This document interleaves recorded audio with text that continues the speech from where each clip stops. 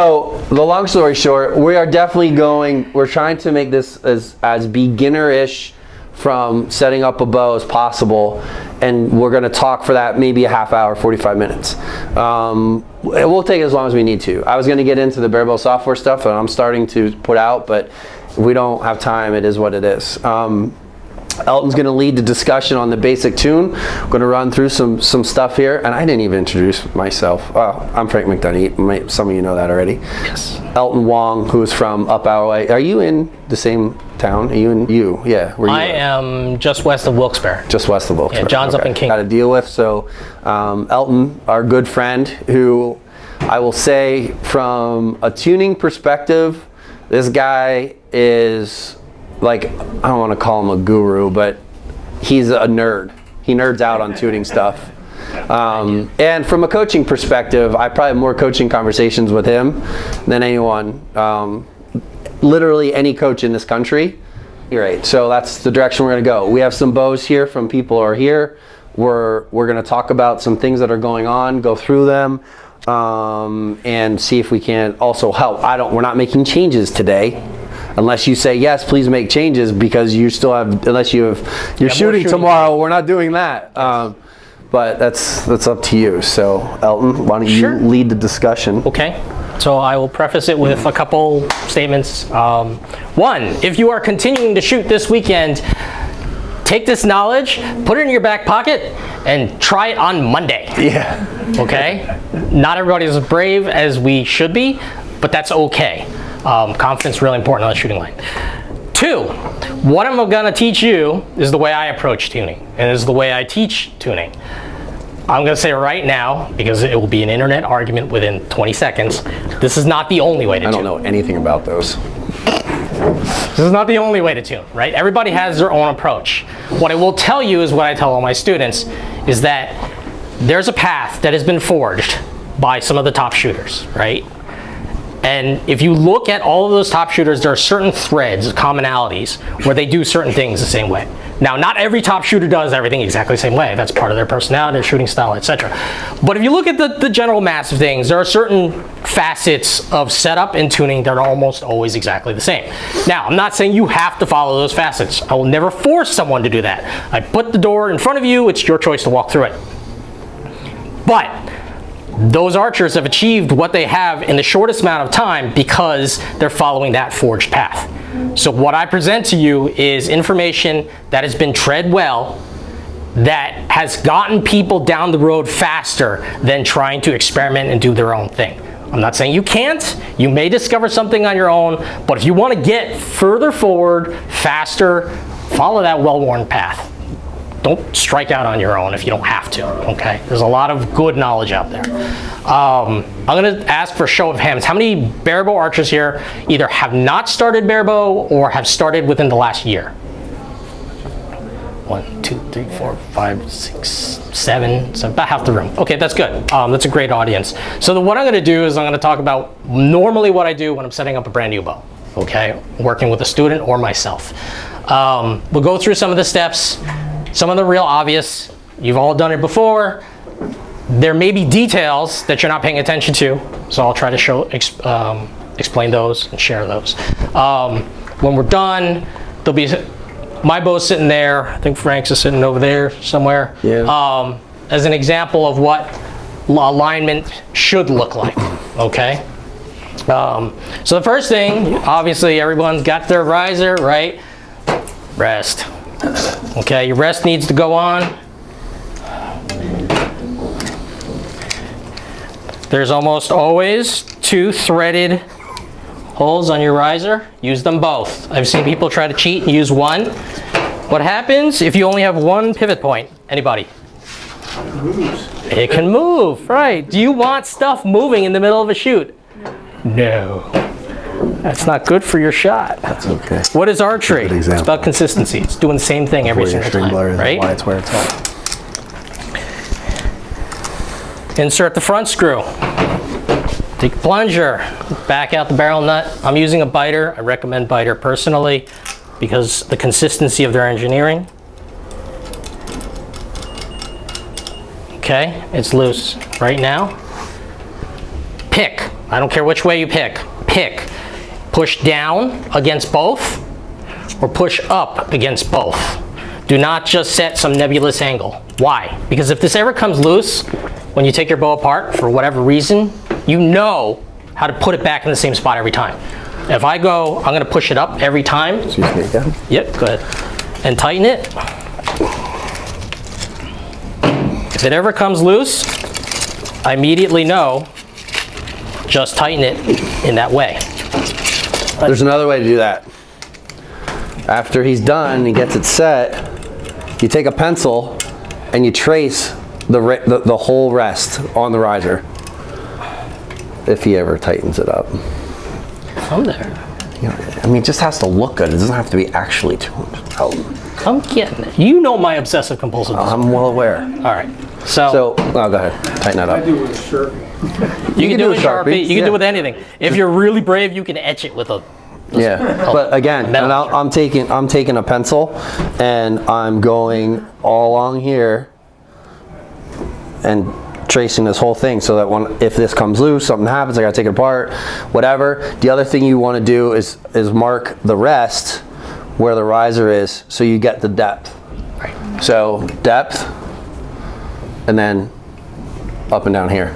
So there's been a few internet questions like, well, how far deep should I set this? Really doesn't matter. It's personal preference. I like to set it a little bit further back, but again, it doesn't matter. People obsess about the wrong things sometimes. All right, so we have our plunger mounted and we have our rest mounted. People are gonna be like, well, where's my center shot? Is it center with the string or is it just outside the string? And I'm gonna tell you right now, for barebow, it doesn't matter. Because you're starting your setup and it's not precise. So guess, get it close. Don't worry about if it's off, inside, outside, whatever, okay? And that's probably gonna raise some hackles. But for barebow, that's my opinion of the case, and I'll explain why in a second. So we've talked about putting the rest in, putting the plunger in. For consistency, pick up, down, whichever. Then we're gonna move the limb alignment. This is an older Epic. It has Hoyt's alignment bar system, which uses shims. So we're not gonna futz with that because it's a little more kludgy to do. Most of you know about lateral limb alignment.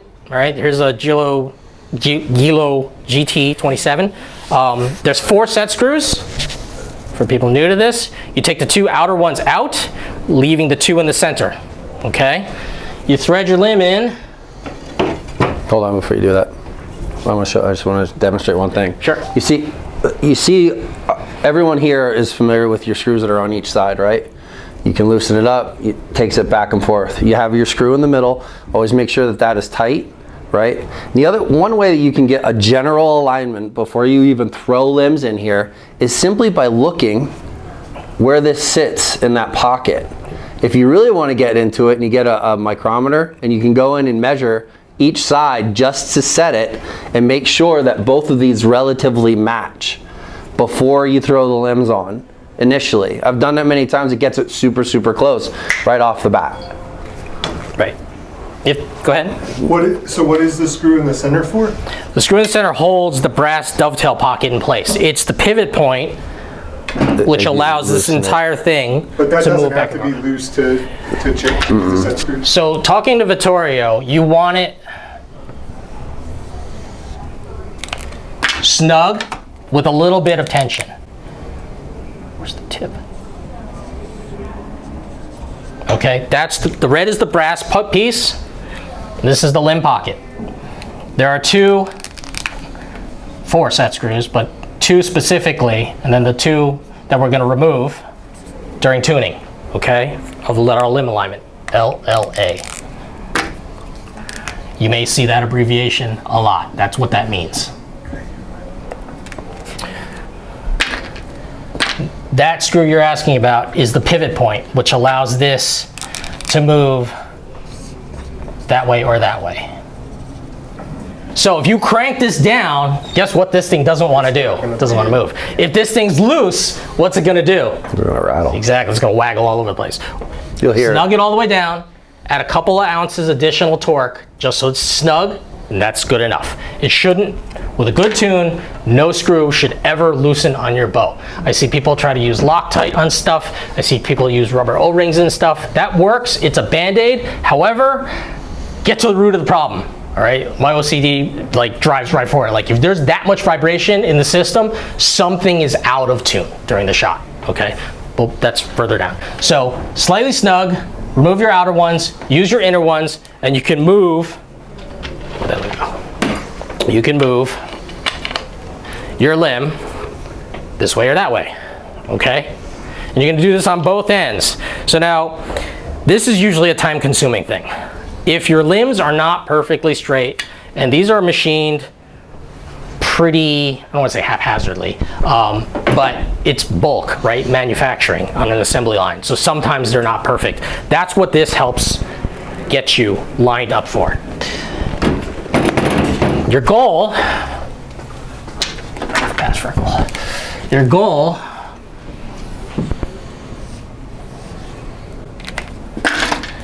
is alignment. What is alignment? Actually, I'm going to pretend we're right-handed here. If you're left-handed, just reverse it. Your goal is to have the string traverse directly down the middle of this limb and directly down the middle of this limb, including the stabilizer bushing. Okay, most of us know this. Some of us have never seen it before. I have mine set up. You're all welcome to take a look at it. I have tuning forks on there, which make it real easy. You just stand like this, close one eye, and look down the line. And you'll see whether or not your string is aligned. If it's not, which happens more often than not, what you need to do is move those set screws in order to swing your limb one way or another until you're aligned. So this would be good alignment. If we have, let's say, this bottom limb, and I'm going to exaggerate a little bit here, is off. Oops. And what we're going to see is as the string comes down, it doesn't center over the stabilizer bushing, right? So how do we fix that? We need to swing this limb over to get it so that this string moves this way to where we want it to be. So we're gonna back this off a little bit, and then we're gonna tighten this a little bit. Does everybody get the concept of that? And we're gonna swing it over just a little bit. When I say a little bit, I'm talking like 1/8 of a turn. Because you gotta remember, this is 20-something inches of pivot point leverage. So we're moving the string that's connected out here all the way back here. If you do like 1/8 of a turn, that could move this thing up to 1/4 of an inch, which is quite a bit. So it's really small amounts. When I get really obsessive, what I'll do is I'll take 2 Allen keys and I'll put one on each side, okay? And I'll move them at the same time, like sort of opposing. So I'll back this one off as I'm tightening this one, and that moves the pocket perfectly. The danger of trying to do it with one tool, and this is any bow with a bronze lateral limb adjustment, is that you're gonna back it out some estimated amount, and then you're going to turn this one in. The potential problem here is we may end up crushing the bronze. Okay, just a little bit, the brass, excuse me, brass dovetail pocket. A lot of people have experienced this. I can't get my limb out of my rod, like, right? What has happened is the dovetail that's trapped in there is essentially being pinched, and as a result, you can't get it in or out, okay? So that should be your first clue that you've over-tightened your LLA nuts, and you need to back one of them off. Now, when you do that, immediately you're gonna be out of tune, so you have to go through the whole process again. But once you get it and you're lined up, everything should be golden. You may have to do it on this one, you may have to do it on this one. What we tend to see is a lot. Beginners think, all right, I'm lined up because I go right through the center of my stabilizer bushing. These are really crappy drawings, I apologize. Is that lined up? No. The bow is not going to want to shoot This harmonious. riser, as it sits right now, is exactly fixed like it. that. I fixed Oh, it. did you fix Yeah, it? I Okay. fixed So like when he first, When it was first handed to me, for whatever reason, either they were very poorly manufactured limbs or whatever, the pockets were basically pointing way out of opposite opposing. directions, Okay? but gives you like a false reading of a tune. You believe it's aligned, but a true line will always have 3 points of reference on that line. We don't have 3. We have 1. We need this guy and this guy, the center of the limbs, right? This is where biter blocks, tuning forks, something of that nature are critical. You cannot do LLA without them. Don't try. A lot of people try to eyeball it, like to the graphic on the limb or something like that. You need something physically tangible to tell you where's the center of that limb. Any questions about LLA? Because that's one of the more complex tuning topics for beginners. Sure. The string, so you would take the string off, then do your adjustments and put the string on? That's a great question. So, you can remove the string, destring it, make your adjustments, put it back on. You can also, if you're not afraid of like scuff marks and whatnot, just make the adjustments with the string on there. You are under tension. What is going to happen when you do that and you start pushing is you're physically moving the limb this way, that way. The limb will have marks here because you're physically moving it, right? Under tension. So it's going to grind on your finish a little. If you don't mind that, it's perfectly fine. If you're obsessive and you want character. Yeah. If you want like your limbs to look pristine all the time, I would recommend destring, restring on each one. You can do it that way though. You absolutely can. Anything else about LLA? No? How we do on time? Good, 20 minutes. Yeah, you're about 20 minutes in. Perfect. All right, so last thing is set up the bow, make it shootable. Knocking point. You gotta tie it on. I won't go into how to tie a knocking point. There's lots of videos out there. I recommend a served knocking point that follows the grain of your serving. Let me explain that. Your serving is wrapped one way or another on the string. It's either wrapped this way or it's wrapped this way. When you tie your knocking point, it should be done the same way. Don't ever cross it. And there's a very important reason for this. If you cross it,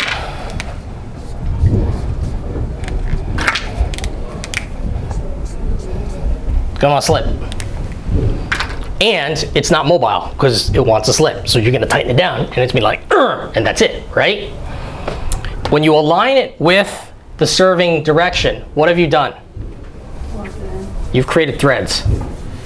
Oh, what do threads let us do on a bolt? That's right. We can now physically adjust the position of the knocking point without having to cut it and retie it. This is critical for tunability, okay? It's part of your toolbox of tuning. Your knocking point should be tight enough that it doesn't want to move on its own. It should be long enough that pressure on it won't slide it. But if you need to, you can turn it a rotation, or 2, or 3, or 4, and it's gonna ride up those threads. I'm gonna turn back because I gotta shoot tomorrow. I'm never afraid to make changes with my bow, by the way.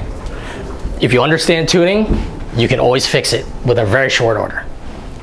So tie your knocking point with your serving direction, okay? It doesn't matter which one, you just have to know it, and then you can ride it up and down as necessary. Where do I put it? Experience will tell you. For now, when you're first starting out, I always tell people just put it about a ½ inch above. ½ inch above meaning? Explain where you're measuring that ½ inch at. That's exactly what I'm about to do.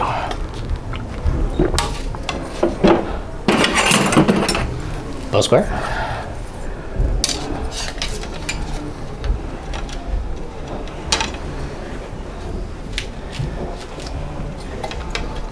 Turn the knock until you put it against the feather. Oh. There you go. Again, reference points. They're your savior when things go wrong. We taught you about the reference points for the rest. There's a reference point for your knocking point. I teach center of the plunger. You can choose whatever you'd like. You can use bottom of the plunger tip, top of the plunger tip.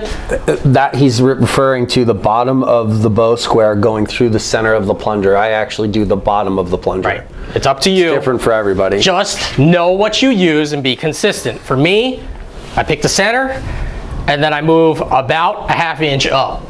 So the bottom of the bottom top, of the knock. Top knock, yeah. Right. All right, so I'll draw that to make it clear. That's a good idea. All right. So we're through with this stuff. We're doing knocking point. So for knocking point, like I said, here's your plunger tip, right? For me, bow square right dead smack through the middle, like that. And my 0 mark is here. I'm about half inch. That was a weird way to write it. Is like right here, okay? My arrow knock will be right there. Top and bottom knocking points. That's just the starting point. Just like the center shot, it's a guess. Nothing is final. Nothing is ever final in my world, but that's my starting point, okay? That gets you with a nice, slight downwards angle. A lot of people are like, oh, I want it parallel. No, that's not how the bow shoots. Why? Because our grip is lower than our anchor, and we're not firing through the center of the bow, so we need a slight down angle. How much do we need? Depends on your form, depends on the bow setup. Tiller, I forgot about that. People are like, oh, what tiller should I use? Make your life easy. 0. Okay, we're not recurves. We don't anchor way down here. Just set it to 0. You know why? Because if it moves, you always know how to make it go back to 0 without a ruler. And just for new people, or people who maybe watch this later on, 0 means even. Even. Even top from, you want to show them? With, Yep. You show them with the bow square so that. No, I'm on purpose. Oh, I know what you're doing. All right, all right. I go to competition, put my bow together, and know right away whether my tiller is even. Tiller is measured from the limb pocket at a perpendicular angle to the string. Yep. I'll just hold my thumb like that. Okay? Is it the same? Oh, look, it is. If it's not, I know right away. I don't need a ruler to be like, oh, I gotta turn this in until it's exactly 1/8 of an inch. It's not gonna shoot that different. Tiller does not affect the shot as much as people would like it to. What little effect it does have on the shot can easily be compensated with knocking point and barebow. That makes sense? That doesn't mean you shouldn't check it. Ask me why I know. Yes, you do check it every time you shoot your bow. There's 3 things I do when I get to the line. This is kind of off topic, but I'll go like this, and you can hear it. If something is loose, it will vibrate immediately. Take the line, vibrating stuff off. Just a nice bong, right? If I got a loose plunger, rest, whatever, you'll hear bzzz, right? That's a problem. 2, check my tiller. Tuning fork. And 3, which I'm about to get to,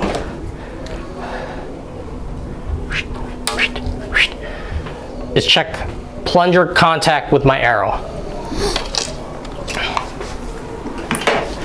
Why do I check plunger contact with my arrow? Make sure your wire didn't get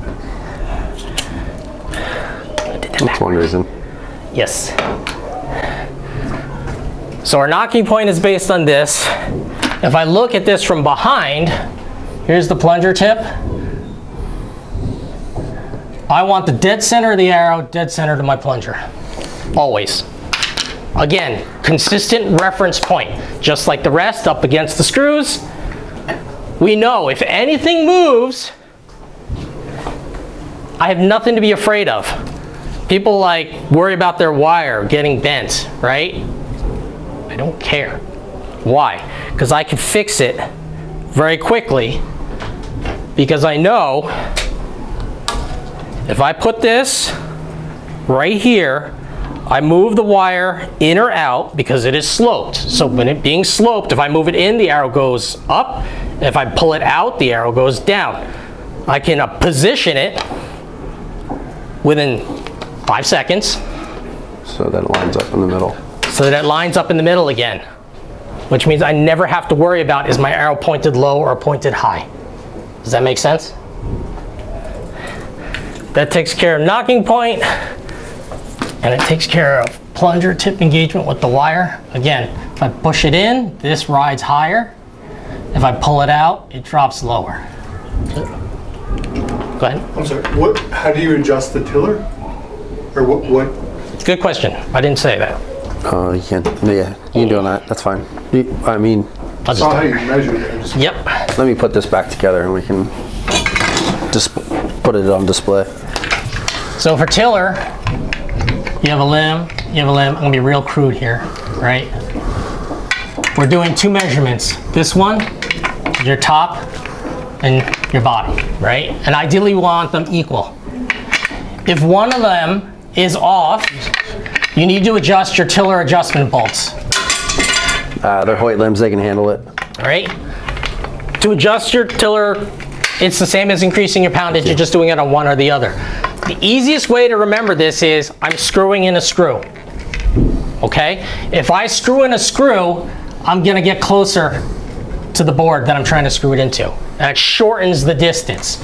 So as you turn it in clockwise, this distance gets smaller. If you back it out by unscrewing the tiller bolt, you're unscrewing it, this distance gets larger. Okay? Your goal is to have it equal, which means if one of them is off in size, pick one and adjust it. Doesn't matter if you go larger or smaller, whichever, pick one. What will that do? That will change your overall draw weight. So if you have like a very specific draw weight you want to be at, you got to find that and fiddle with it, working these at the same time. Does that make sense? So we all understand tiller bolt, locking nut, you have to take turns off of this one to add turns to this one. And then you find your even. To get your tiller, you have to play top and bottom to get it right. I actually did it during the tournament today. Yep. As like a knucklehead. But at any rate, you know, because I usually shoot even all the time. And I'm like, man, it's like doesn't feel forgiving, and then it messes with your head, and then you're messing around. I'm standing on the shoe, and I'm like, and I check, and it was like about a little over a quarter inch off. I was like, you gotta be kidding me. I thought you checked your brace. I had no idea. I checked my brace height. I did not check my tiller before we started. So, do brace height and tiller move linear, or what does that? There's a relationship, yes, but they're not directly associated. Brace height's a function of string length and preload on the limbs. If you shorten your string, you increase your brace height, right? If you preload your limbs more, you'll increase your brace height.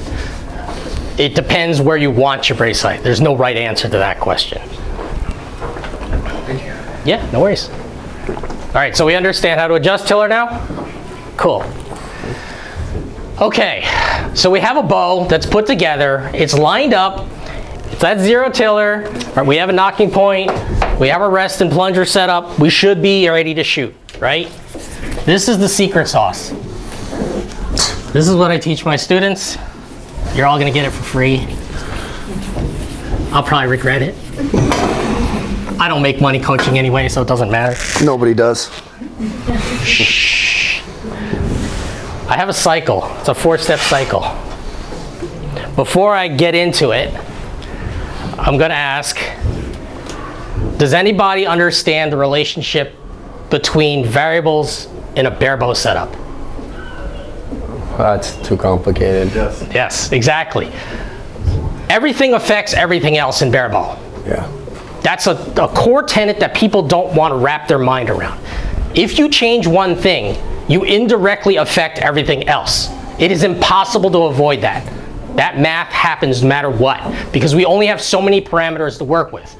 For the trad people, the longbow people, the less you have to work with, the worse it gets. It gets more challenging, right? We have center shot in barebow. We have plunger tension, things like that. You go to trad, you lose some of that. If you go off the shelf, you don't have an adjustable shelf. If you go to longbow, you don't even have a plunger, right? So fixing a lot of stuff becomes even more challenging. But at least in barebow, we have all those variables. So I have a 4-step cycle that I teach. And it will get any beginner on the target at 10 yards very quickly, okay? Once you have your rough set up, figure out what your crawl is, okay? Pick your arrow, whatever it's gonna be, start with something tunable. That's usually what I suggest. Don't go with glue and points, because glue and points you gotta be like pretty on. Whereas something with screw and points, you get a big box and a couple of test kits and you can have 100 grain, 125 grain, 145 grain, 175 grain, 200 grain points. So hold on 1 second, before you go too far into that. We're really talking about probably teenager to adult, not little kid. Okay, just because you're not going to get very few 10-year-olds are going to shoot 100 grain point or 125 grain point or 150 grain point, but you know, you may not be shooting. I don't know, with kids I don't do a crawl at all initially. Yeah, teach them in the gap shoot. We're aiming off. You can shoot, figure out where it's at. Just teach that concept first with littles. So I'm talking probably 10, 11 and under. You know, you can start teaching the crawling somewhere in there. But in regards to like what Elton's talking about with the point weights and all that stuff, because I know where he's going with it, you can do that then with that bigger, stronger kid, young, you know, adult, whatever, any age adult. I've actually had success teaching like 8-year-olds the crawl. Oh, Again, they're not going to shoot far. They're going to be 10 yards max kind of thing. Not initially. Like the first thing, I'm not teaching them the crawl on the first arrow. So we all know what a crawl is. A crawl is how far down you come on the string. Where's my tab? Somewhere. I think I left it over here. Right? It's how far down we come on the string. There's a couple ways you could do it. Where's your tab? You have a Predator, or you have a? I have the same one. A standard Yoast. No, I have the same one. Oh, okay. I don't have a standard one. Some tabs have markings milled into them.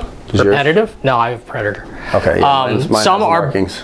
Are smooth. Oh yeah, perfect. That's what I want. Some of them have markings. Some of them are smooth. You could do it either two ways. It's up to you. It's personal preference. I like smooth. I put paper tape on and I draw my line where I want to be if it's a specific distance, like indoor. Okay? You can also use pre-milled, and then you just need to learn to count which number / you want to be. I have pretty crappy near eyesight, which means lots of lines, my brain gets lost. So for me, this is better. Personal preference. Whatever you find your crawl to be is where you need to move down. And I think most of you are doing this now, but if you're not, knock your arrow on the line. I can fix my wrist. Okay. Bump up against the knock. I'm facing the wrong way. Bump up against the knock. There's a couple ways you can do this. You can memorize the position and slide down. If you don't feel comfortable, put your fingernail, bend the material out of the way. Put your fingernail right where the mark is. Come down to be even and set your hook. Right? That's our crawl. When you're first starting out, you have no idea where the crawl is. You're guessing. That's okay. Over time, you'll have experience. You'll say, oh, for the draw weights that I shoot and the arrow weights I shoot, it'll be roughly here. So start with a big target. Usually I put them in front of a 4x4 at 10 yards. Does everybody understand the mechanics of a crawl? Like how you adjust? No, I don't have all the knots. Okay, so when you're on the string and you have your arrow knocked and you come down a certain amount, this is very easy to remember. Here's the X, right? If you aim, point on, center, and the shot goes low, move your crawl up. Follow the direction that you want the shot to go. Does that make sense? And if you're too high, come down. All you're doing is chasing the X. Move up or down accordingly until you find that spot where you're kind of close in that range as far as height. This should take like 10 shots at 10 yards at most. Like I said, I can put someone on paper very quickly this way. Once you do that, and this again requires some level of consistency on your release and your form. Once you do that, the second step is center shot. Remember how I said just guess? That's fine.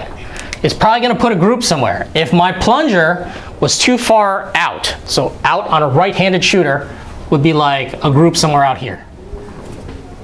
If it was too far in, it'd be a group somewhere out here. Okay? We're not futzing with the spring tension at all. We left it in the middle That doesn't matter here. What we're trying to do is aim the shot towards the center. We fix the height with a crawl. We fix the windage, for firearms terms, with your center shot. Everything else about your shot has to be consistent and the same. You have to have the same anchor, same release, same follow through, all of that. If you do that, within minutes, you can put any arrow, doesn't matter how badly out of tune it is, close to the center. Promise you. You can go home and try it next week. Grab any random bow, set it up, grab any random arrow, you can do it. Might fly like crap, but it'll hit near the middle, okay? Now you're shooting with fletched arrows and everything great, hunky-dory. But they may not be flying great. This is where, if you're shooting consistent, you take it to the next step.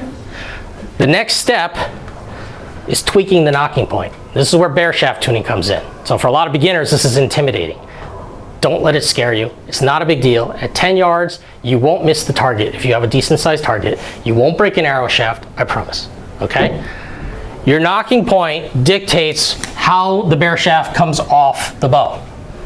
Your form and your release will do it too.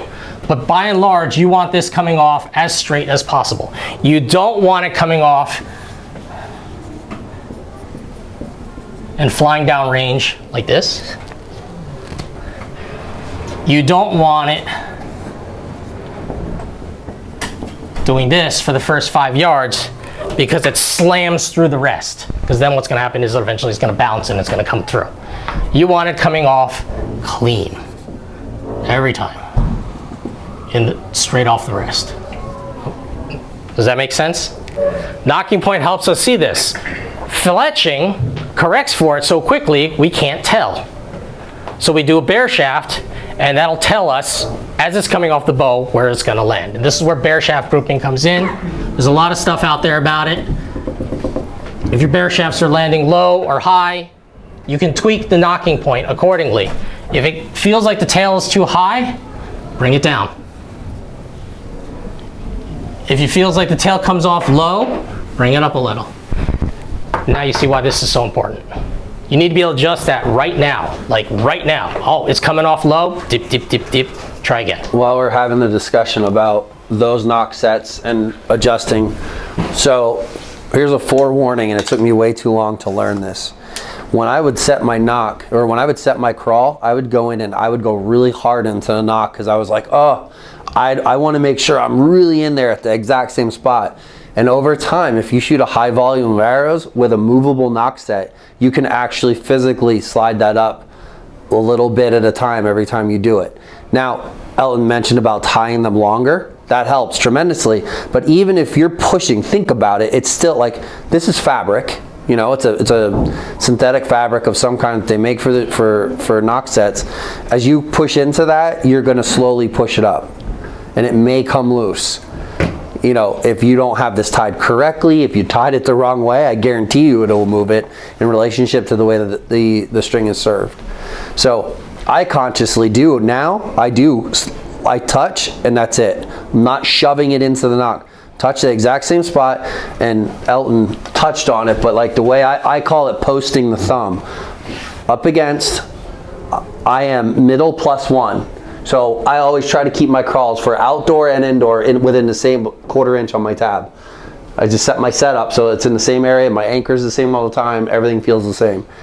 Up against, a middle +1, post the thumb, slide it down, and then I pinch my tab down just like that every single time. Pinch my tab, finish my hook.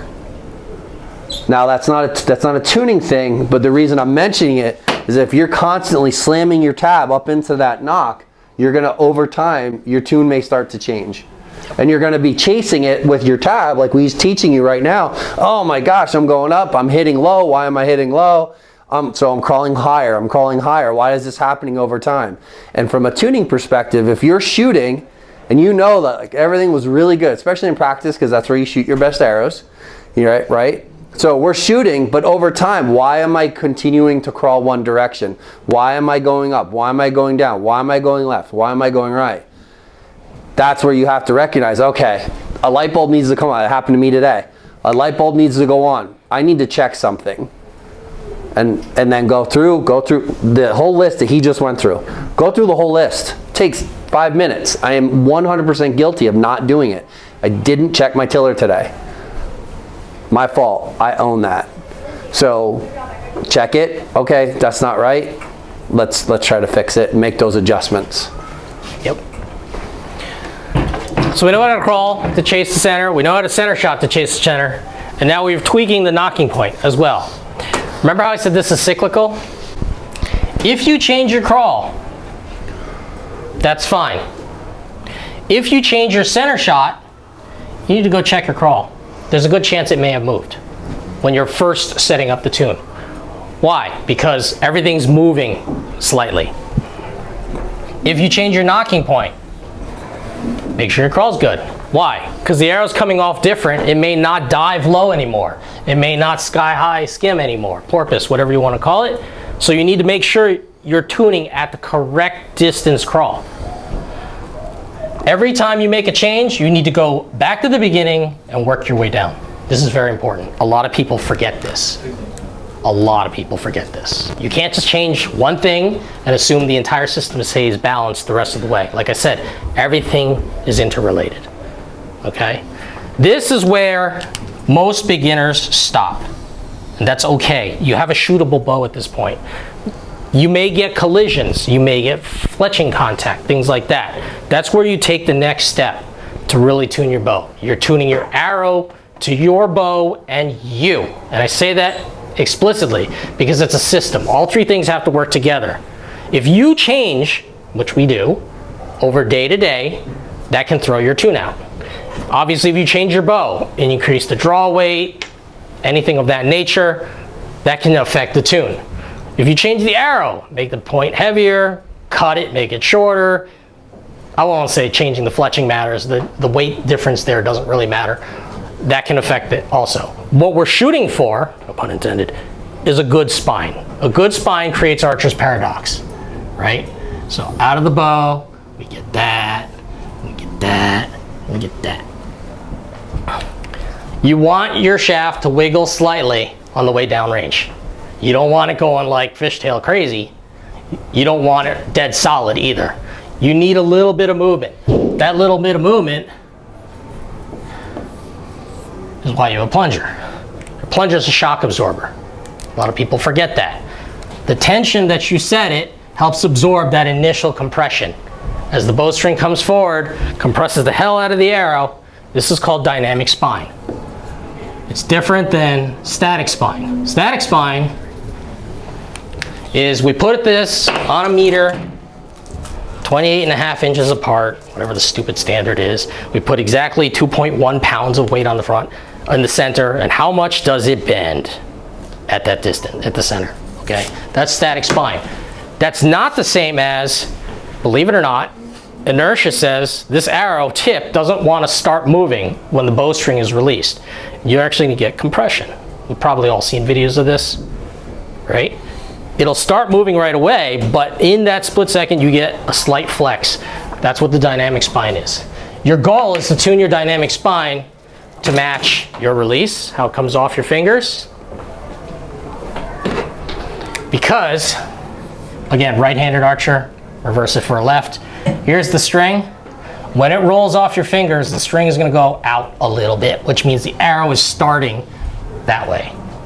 Okay? We're getting beyond basic. I know.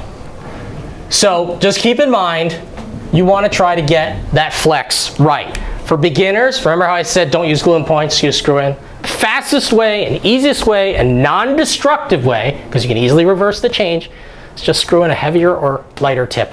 And you'll see what happens. You'll immediately see it. And I encourage you all to experiment and try it, okay? If you do that with bare shafts, it'll be very obvious. So usually this is the cycle that I go through. And if you go through it a few times, you get closer and closer and closer to the point where the bare shaft flies right with the fletch group in the center. And that's where we call it a tuned setup. Now, again, things change. You may have a weird day, you don't hit full alignment because you're tired, whatever, that can affect the system. If you're good at this whole setup step, you can adjust the bow on the fly, build the system. If you know, like I'm constantly shooting a little left, don't be afraid to change your center shot. Be mindful of it. Does it change your crawl? Do I need to tweak my knocking point? Do I see things coming off funny? If you have witness watching, hey, your arrows are kind of doing this downrange. Maybe your knocking point's off. Okay?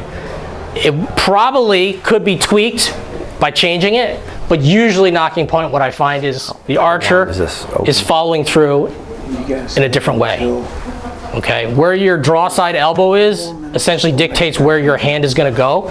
So what the most common thing I see is tail high. A lot of people see. Wait. And that's a result of, if this were my hook and my elbow going down, what does that do to the tail of the arrow on release? Loose it upwards, right? And then it's like this, right out of the gate. And the fletching are trying to correct it and bring it back down, and then you may end up with low hits for some reason. Way beyond basic. I know, but that's it's hard. It's hard, and you know, I've had people ask questions or make comments about like the stuff that we talk about is intermediate or above, and I don't necessarily think that it is. I think it's the idea of what we're explaining most often. It's all connected. Right. So like anybody can throw a Hoyt super rest on a bow and go shoot it at factory spec and have a great time with it. It's fun.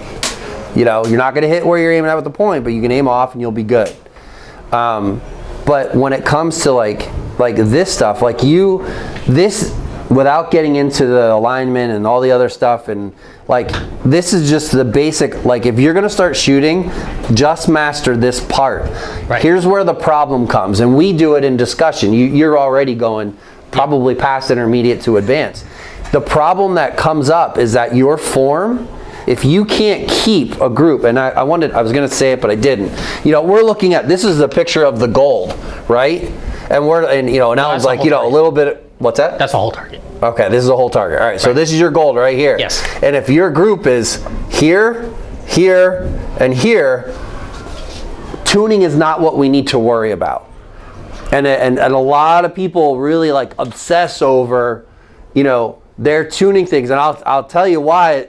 What's proof that perfect tune isn't the most important thing, because I could go pick up his bow right now and explain his bow is set up exactly not what we just talked about, but because of his alignment and where his string blur is, it works for him. Works amazing for him. Not just works for him, works amazing for him. Right. So you can't just say, and we've said this numerous times, I've said it on the podcast, multiple videos, tune isn't the end all be all. If you're obsessing over tune and you can't keep the targets in the red at all, ever, you're thinking about the wrong stuff and you're worried about the wrong stuff.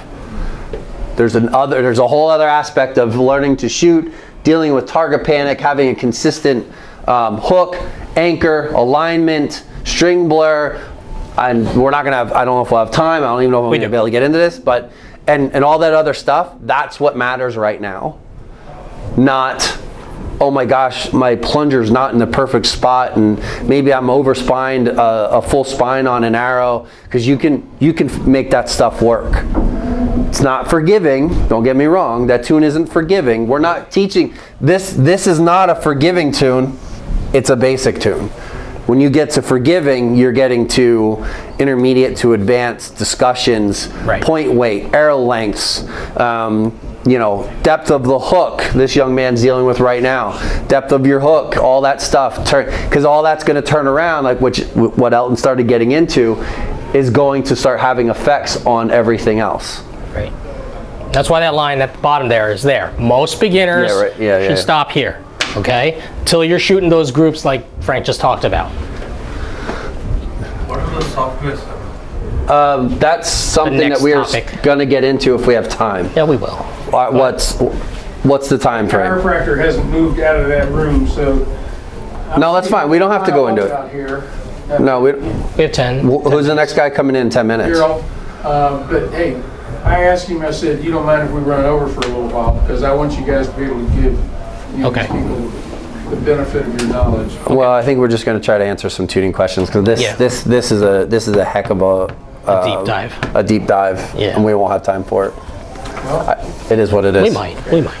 All right. Do you have anything else you want to go into before we answer some questions? No, it's question time. Q&A. Any tuning questions? Right off the bat, go ahead. Go ahead. So we're getting out of the beginner phase. Obviously, we're turning up to nationals. That change where you're starting to make a forgiving tune, right? You're not just getting your bow working. How do you start recognizing why the tune is making it really hard for you versus your form that's making it hard for you? I'm starting to see this now, right? We went from basic So how do you- to question- advanced like that. Yeah. So the question is, how do I know when I really need to have a good tune? Is essentially what you're asking. Or when it's like, okay, it's my tune That's causing the issue, right. I'm fighting rather than my form I'm fighting. Right. I know they're interrelated. They are interrelated. Your consistency is obvious, but the pattern won't get smaller. Right. All right. Firearm analogy. It's like you're stuck on a medium choke and you're trying to go to a fine choke and you just can't get there. So your pattern looks something like this, right? Probably erase some of this. Beautifully circled. Yeah, we call it circling the wagons. Right, so here's the 10, 9, 8, 7, right? And you're like, you're here, here, here, here, here, here, here. Like you look at your target at the end of the day, ignore the handful of flyers that like you slipped or something screwed up, right? And your pattern is like that. And I can't seem to close it in smaller than the 7 ring. That's your answer. Like, you know you're shooting good shots, you know they're consistent, but for some reason, they just won't go any smaller. Usually it's a tune issue. Usually you're getting fletching contact of some sort, right? You're relying too much on fletching to correct, Okay. right? The best archers in the world could shoot bare shafts and put them in the 10 or the gold all the time without fletching. Because the bow is set up in tune to put the arrow right there. It doesn't need aerial guidance from fletching. Fletching is there to mask when we have a release error or a form error and try to correct for it as the arrow's going down range. That's where you generate forgiveness. Right. So, I mean, and let me also preface what Elton just said with, if you're shooting, and even if you're in the area, right? We're in the area. You're not keeping 3 arrows in the goal. You shoot 3 arrows in the goal once in 20 ends. You're not quite there. But if you're in the red, you're in a real good spot. But if you notice, all of a sudden where'd that marker go? If you have an end and generally all your arrows are there, then all of a sudden you go boom, boom, boom, and you don't know why. But that group's tight, right? It's probably a form thing that you just did and you don't know what it is. I mean, and again, this is way beyond tuning, but when I'm seeing this north of the 10 ring, as a coach, I'm thinking head movement, I'm thinking hook issue, I'm thinking I better check my tune. What if my knocks are moving, my string is stretching, I don't know what direction it's going. Like there's a line item list, like as a coach when I have a shooter and I'm like, what? Why did that just do that? And I'm like, do you know what you did? No, I don't know what I did. Okay. We'll pick, and then I'm like, no, this is beyond tune. Pick a thing, fix it, make it right. You have to send, John talks about sending a scout arrow for field, right? That arrow has to be perfect. That first arrow has to be money, because you have to know what adjustments to make on a field course, right? Well, indoors is the hardest game. You have to make every arrow right because there's no other conditions that are going to mess us up other than the condition of this. So that's where we get into, trying to make, as a shooter, you have to know, are those 3 arrows good scout arrows? Are they correct? Okay, felt right, flew right, landed right, except I'm 4 inches high or I'm 4 inches left. Okay, well, did I check my string blur? Is my string blur right? Or did I maybe mess that up? Maybe that's why I'm left and instead of in the middle. So it's a revolving door. And the door goes both directions all the time, and sometimes they align perfect, and that's where we want to be. But it's hard to find that, and that's way beyond basic. But that's okay. The basic discussion might be over. But that's essentially the answer. Is when do I need to know I really need to work on my tune? It's when the group just, you can't seem to get it smaller. Yeah. And there are limitations where it's like this setup is at its limit. It can't get any better. That's try a good. different setup. That's a fair point, because you might be a spine off. Yep. Or a point weight off from the spine where you really truly need to be, and all of a sudden, that's why we talk about group tuning. And there was a post on one of the groups a few weeks ago about paper tuning, and somebody was going all ham on why they should or shouldn't do it. But group tuning, when you go and you can bang, and I'll give you an example. If you're like, here's your 10, right? This is 10, 9, 8, 7, and you're like this every end. For the love of God, you probably just need to move your center shot over. Yeah. If you're keeping all of your arrows right here, and I say that kids hate moving stuff. You go to the Olympic side, it's the opposite. Kids, boom, deep, deep, deep, boom, deep, back the other way, boom. They're moving their sight left and right and up and down all the time. And as a coach, I should be like, that's not the problem. It's you. Well, in Barebow, if you can get that, oh, it's money. It's money. Just move it over and make it go in the middle. Yeah. Now, on Barebow's side, kids are like, I don't want to touch it. I don't want to touch it. I don't want to touch my tune. And I get it. I get it. In the beginning, I was that way too, until I started to understand, okay, well, this happens when I do this. These two things are your sight dials for Barebow. And Frank said the right thing on that tight group. By moving it, you can move it two ways. You said move your center shot, or you could do it with the spring tension. Like this young lady has a problem with the spring tension. Yeah. She'll fix that. Yeah. But you got a tight group. So I'm going to say something really controversial right now. Guess what happens? Maybe not. We're maybe not. Hold on 1 second. Just hold that thought. Yeah. If my group is here, and I start cranking on a plunger like it's a sight, Yeah. your group's going to do this. Exactly. And we all forget that a lot of times. Do you understand? That's If actually you're a doing basic this, thing. Your plunger pressure is perfectly dialed for your dynamic spine. Don't change it. Don't mess with it. Don't change Just it. move the whole damn thing over Right. with your center shot. So that's where you go to taking your center shot. And, here's your riser, and here's your plunger. From here, all you're doing is loosening this up, taking the nut this way, so that plunger comes back, and then you're moving this group to here. And keeping the tightness. That's right. And a lot of people are like, they act like, especially compound and Olympic people that come over, they think the plunger is like a sight click, and it's just not.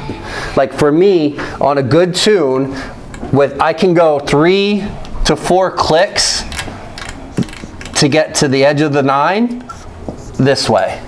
If I have a good tune, I know that somewhere in there, I can go 3 clicks this way and 3 clicks this way, roughly. It varies per setup. If it's John shoots a big fat PS23, I don't get that with that. I don't have that much variable. It will vary for every archer because of how you shoot. With your hook, your release, your follow through, all of that. You will learn it over time. I'm at a point where I know one full rotation of the entire barrel of the plunger moves me about a ring. If I'm like 3 o'clock, 8 ring all the time, right? One full turn in will put me from out here to right here. That's all I got to do. I keep my biter wrench with me. I do not use the set screws. I just unlock it, spin it, turn it where I want it to be. If it's a 1 full turn out, 1 full turn in, whatever it is, snug it back down. You remember how I was very specific about that plunger tip position and how my wire, I moved the whole thing. What do I need to do? I need to move the wire too. Otherwise my arrow is high or low on the plunger tip. I know it's supposed to be dead center. 3 seconds later, I've recalibrated everything. This is why knowing your equipment is so important. Knowing how to tune it and tweak it is so important. Not being afraid to make those changes, which you learn through experience on the practice range. There's a bow right there that doesn't have an arrow that goes down the center. No, But that bow shoots tight groups in the middle. That 100%, you've proven that today and yesterday. That bow has a PS23 going down the middle to middle to left side of the shaft is right. out. It's this way. It's in. No, it's in. Oh, it's in? Because his string blur, so think about this, his string blur is on the inside edge of the riser, The side we never use. which is the side we don't typically use. Right. Yeah. But that's where that's going to be, that's different. This is, again, we're beyond basic at this point. Forewarning for anyone who watches this or listens. That's where his form, his alignment, and his anchor puts the string, and that's where it works for him, and that's where his tune works for him. So, and we have, when it comes to Olympic recurve coaches, they automatically want to set a barebow up. This is the way we do an Olympic recurve. It should be the same. It's not the case. Never the case. I don't care who the recurve coach is that says that. I will argue that till I run out of breath. That is not the same. Barebow is different, and it's different for every shooter. And you have to understand that system. That's why whenever I refer to it, it's a system. It's you, your bow, and your arrow. Yep. And they are all interrelated. Any other questions? These are good questions. And when we say best tune, you mean tightest group. Is that generally what I we mean by best? would say So this there's is where stages of tune, yeah, for sure. And then the conversation diverges at an advanced level. You can have an arrow that doesn't look great on tune that groups exceptionally well. So the best tune is not always the end all be all, but it gets you most of the way, right? You can't start off with, I'm gonna shoot tail high all the time and try to figure out a way to make that group well. Get a better tune first so that it's a little more forgiving, and then make small changes here or there, whether it's plunger tension, not center shot, or knocking point, whatever it is, till it shoots tighter group. And like I said, to a point, there may be setups where that's as good as it gets. I'm obstinate. I really wanted to shoot these arrows indoor at some point. I've had them for 4 years. They're a 500 spine. I'm not a big guy. I'm not supposed to shoot heavy draw weight. I had to go all the way up to 38 pounds to get this dynamic spine correctly. I have 165 grains in the front. It's not ideal. I've shot far better scores with different arrows, but I was just like, really want to shoot them at least once. So I'm putting myself in a box by saying I want to use these, which means I'm limited. I have tuned the bejesus out of these, and I can't get them to close in on the 10 perfect. Now part of that's me and my mental process because of target panic, but when I'm shooting great in practice, I still can't get it to always close in. I'll get 9 liners. They're good, clean shots, they're well aimed, but something with the dynamic spine is just enough to say, I'm gonna wander a little this way, or a little this way, or a little this way, a little this way, and I'm getting all these edge niners. So there are limitations. Now, if you really want to pursue better, then you got to say at a certain point, that's not going to cut it. I need to move to something different and experiment. I always strongly recommend, don't be afraid to try, especially if you're practicing. What's the harm? If you know your reference points, you can put your stuff right back where it's supposed to be. Bless you. Anybody else? Any other questions? Go ahead. Sure. So I understand, don't be afraid to change and everything, but how long would you give it before you, like, so you make Personal preference. Yeah, So- I'm glad. How No, I am obstinate are you? glad you asked that though, because I have a shooter that I'm coaching in Denmark right now, and that shooter does not shoot the same setup for more than 2 weeks, and it drives me up a wall because we had to make a bunch of form changes. Was shooting a super low anchor, which when they were complaining about the big crawl, I'm like, that's because you're shooting a super low anchor. That's not a tuning thing per se. It has some relation, but and I finally said, all right, you're not making any more changes. You need to finish indoor season with your indoor setup. Forget outdoor, because the shooter wanted to, like, well, I think I might want to go back to my outdoor limbs that are 38 pounds and I'm shooting 32 right now. And I was like, no. Finish your indoor season with your indoor setup. You'll have plenty of time to shoot your outdoor limbs because you're just getting used to those now. You're just seeing your scores start to climb again. And then they're going to go and make a change. Yeah, it's kind of the flip side of your question. So how long do you stick with something before you give up? That's personal preference, right? You can go weeks, months, years, whatever. If you make a change, the more important question is, if you make a change, how long must I stick with it to give it a chance? Usually, rule of thumb is 3 to 4 weeks, at least. Don't give up right away because it takes time for you to adapt. Like I said, everybody has off days where your form changes a little bit, whatever. If you're good, you'll learn to adjust for it and things like that. But if you give up in 2 weeks, The 3 to 4 weeks was kind of what I was. yeah, if you give up in 2 weeks, your form could have changed 3 times in that 2 weeks. It could have been you. It wasn't the gear, right? So always give it time. You give it a fair chance. Thanks, guys. You guys have done a tremendous job. As somebody who teaches tuning all the time on the recurve side and was anal enough to actually bare shaft tune at 90 meters when I was a competitor, I appreciate the fun stuff you guys have talked about today, and I just want you to accept the. Oh, thank you, Bob. Thank you very much. Thank you so much. Appreciate It Appreciate it. was our Thanks, pleasure. It really was. All right. Hopefully y'all take something away from this. I think that was our cue that we have to leave.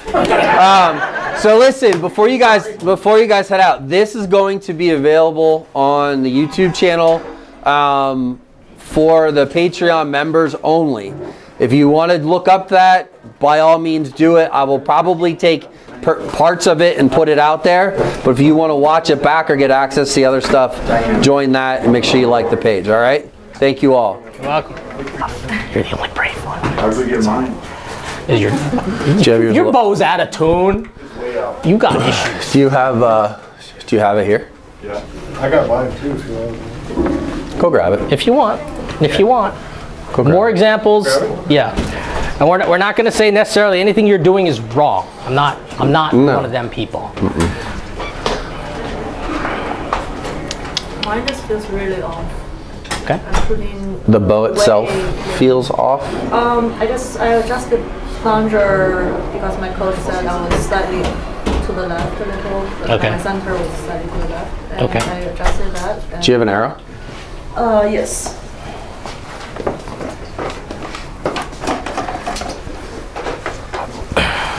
Do you have your bow? What do you want? Nothing. Yeah, I forgot. You have biter blocks. On what? Do you have biter blocks too? No, just my tuning those. forks.